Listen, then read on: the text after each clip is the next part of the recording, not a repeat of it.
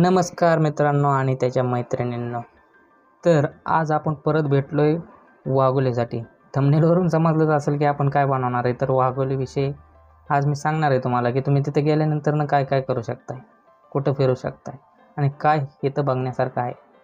तर जास्त डोकं न लावता मी व्हिडिओची सुरुवात करतो आणि पहिलं ठिकाण असणार आहे वाघेश्वर मंदिर, कारण हे ग्रामदैवत आहे आणि ऑलराऊंडर हे मंदिर ठरणार आहे तुमच्यासाठी. कारण तुम्ही गेला आहे बजेटसाठी. कारण हडपसर नंतरनं जर पहिलं ठिकाण कुठलं येत असेल की तिथं बजेटमध्ये सगळं भेटतं आहे पुण्यात, तर ती वाघोली मित्रांनो.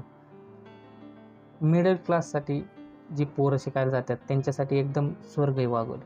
ते कशासाठी मी तुम्हाला सांगतो, तर तेच ह्या व्हिडिओमध्ये आहे मित्रांनो. वाघेश्वर टेम्पल जे आहे तिथं तुम्ही गेला तर गार्डन देखील आहे, तिथं तुम्ही बसू शकताय, देवाचं दर्शन घेऊ शकताय. महादेवाचं दर्शन म्हणजे महादेव म्हणले की एकदम फुल एनर्जी. तसंच त्या ठिकाणी बोटिंग करू शकताय. तिथं तळे, तिथं त्या तळ्यामध्ये मासं बिसं भरपूर ती बी बघू शकताय आणि तिथं बोटिंगची बी सुविधा आहे. तसेच पिलाजीराव जाधव यांची समाधी स्थान देखील तिथं आहे. त्याच्यामुळं हे झालं बेस्ट झालं सगळंच एका ठिकाणी.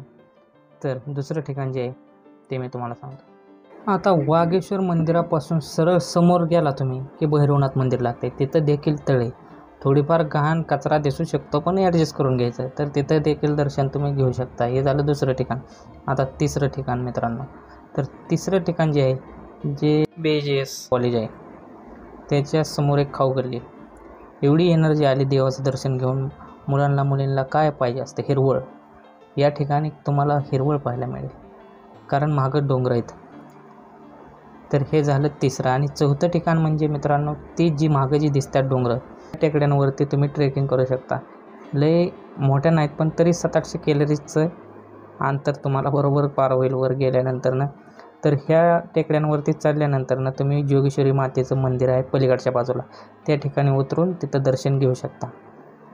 तसेच वर बरेच पॉईंट आहेत. म्हणजे तुम्ही एकदा टेकडीवर गेला की पलीकडे केसनन, अलीकडे वाघोली असं तुम्हाला पाहायला मिळू शकतं. तसेच संध्याकाळचे व्ह्यूज देखील मस्त येतात आणि तुमच्या डेअरिंग असेल तर तुम्ही ते बी करू शकताय. तर हे झाले पॉईंट.